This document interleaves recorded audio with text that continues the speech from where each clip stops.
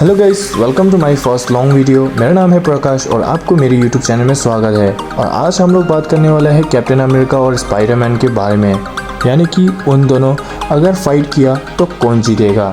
वैसे तो captain America civil war में हमें स्पाइडरमैन और कैप्टन अमेरिका का बैटल दिखाया गया था, पर क्या सच में स्पाइडरमैन इतना कमजोर निकलेगा, या आगे हम लोग इन दोनों के बारे में बात करने के बाद पता चलने वाला है। तो वीडियो को बिना देर करते हुए शुरू करते हैं और स्पाइडरमैन की पावर्स और एक्सपीरियंस के बारे में हम लोग कंपैरिजन करेंगे और उस हिसाब से देखेंगे कि कौन जीतने वाला है। अगर बात करें ये दोनों सुपर हीरो कैसे बने हुए हैं, तो ये दोनों एक एक्सपेरिमेंट का हिस्सा है जो कि स्टार्क इंडस्ट्री ने किया था, और एक्सपेरिमेंट के दौरान में इन दोनों को अलग अलग सुपर पावर मिली गई थी।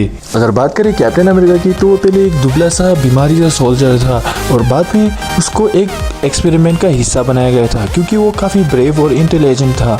सुपर सोल्जर सीरम डालने के बाद कैप्टन अमेरिका काफी स्ट्रॉन्ग और काफी मजबूत हो गया था, यानी कि हम मामूली इंसान से 2 गुना आगे हो चुकी थी। और रही बात उसकी बीमारी की, वो सब खत्म हो चुका था। और इस सुपर सोल्जर सीरम को बनाने वाला और कोई नहीं, हमारे टोनी भैया की पापा हावर्ड स्टार्क ने बनाया था। अब ये तो हो गए कैप्टन अमेरिका सुपर हीरो कैसे बना था। अब हम लोग बात करेंगे इनकी सुपर पावर के बारे में, और अब इस टॉपिक को नाम देने वाले हम लोग कैप्टन अमेरिका बेसिक पावर।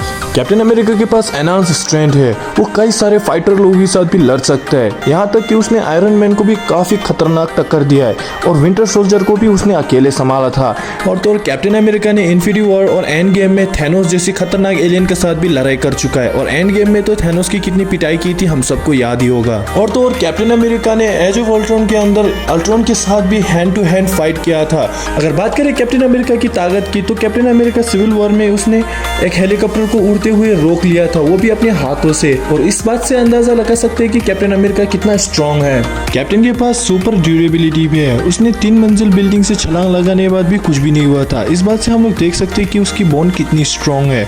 उसकी बॉडी इतनी स्ट्रॉन्ग है कि वो काफी खतरनाक बिजली के झटके भी झेल सकते हैं। और कैप्टन अमेरिका का नजर और कान बाकी आम लोगों से काफी तेज है। अगर बात करें कैप्टन अमेरिका की स्टेमिना की, तो वो काफी देर तक लड़ाई कर सकता है। कैप्टन अमेरिका काफी तेज भी है, यानी कि उसकी स्किल वगैरह, उसकी डॉज करने के तरीका, फाइट करने के तरीका लोग काफी तेज है।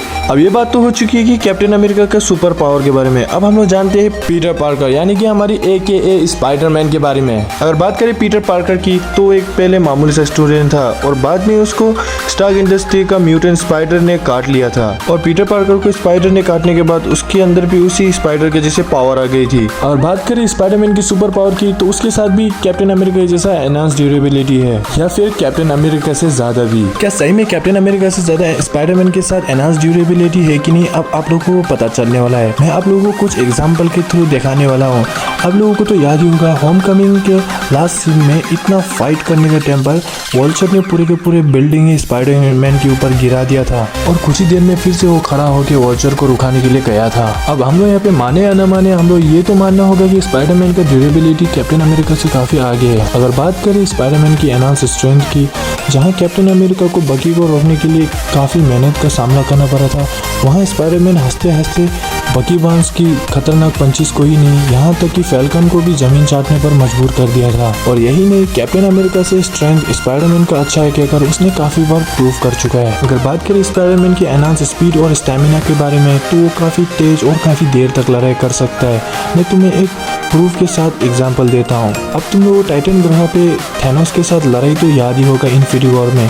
वहाँ पे स्पाइडरमैन इतना तेज लात मार रहा था कि थैनोस को भी पता नहीं चल रहा था कि कहाँ से आ रहा है और कहाँ मार के जा रहा है। अगर बात करें स्पाइडरमैन की ताकत के बारे में, तो वो काफी स्ट्रॉन्ग है। वो किसी गाड़ी को भी बॉल की तरह उछाल के फेंक सकता है। और आप लोगों को ये थैनोस का चमचा याद ही होगा, उसके हाथ को भी इतनी आसानी से रोका दिया था। और यही नहीं, होमकमिंग में उसने कहीं लाखों टन की वजन उसने झेली थी। अगर बात करें स्पाइडरमैन की हीलिंग फैक्टर की, तो उसकी हीलिंग फैक्टर काफी बढ़िया है, यानी कि उसको ठीक होने में कुछ ही समय लगता है। जहां कैप्टन अमेरिका को बड़ी बड़ी चोट को ठीक होने के लिए 2 या 3 दिन लगता है, उसको कुछ एक घंटे में ठीक हो जाता है। और ऐसा कई सारे सुपर पावर स्पाइडरमैन के साथ है जो इस कैप्टन अमेरिका के पास नहीं है, जैसे कि दीवार चढ़ना, सिक्स सेंस वगैरह वगैरह बहुत सारी पावर है। अगर बात करें स्पाइडरमैन की सिक्स सेंस की, तो वो काफी स्ट्रॉन्ग है। वो आंख बंद करके भी सेंस से किसी चीज को उड़ा भी सकता है, जैसे कि फार फ्रॉम होम में मिस्टीरियो का इल्यूजन ड्रोन को भी उसने आंख बंद करके उड़ाया था। अब हम लोग स्पाइडरमैन को मानो या ना मानो, पर कैप्टन अमेरिका से स्ट्रॉन्ग है ये तो मानना ही होगा।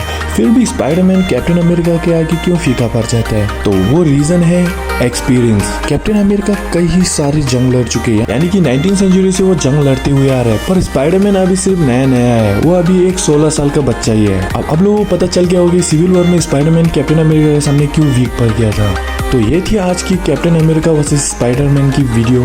तो मुझे पता है इस वीडियो में काफ़ी गलतियाँ हुई है और काफ़ी सारी सुपर पावर छुटी है। तो अगर आप लोगों को ऐसा लगता है तो मुझे कमेंट पे बता सकते हो, और वीडियो का अच्छा लगा तो लाइक कर देना, चैनल पे नहीं तो सब्सक्राइब कर देना, ताकि आप लोगों को वीडियो ऐसा मिलते रहे। और मिलते हैं जल्दी ही नेक्स्ट वीडियो में। Good bye.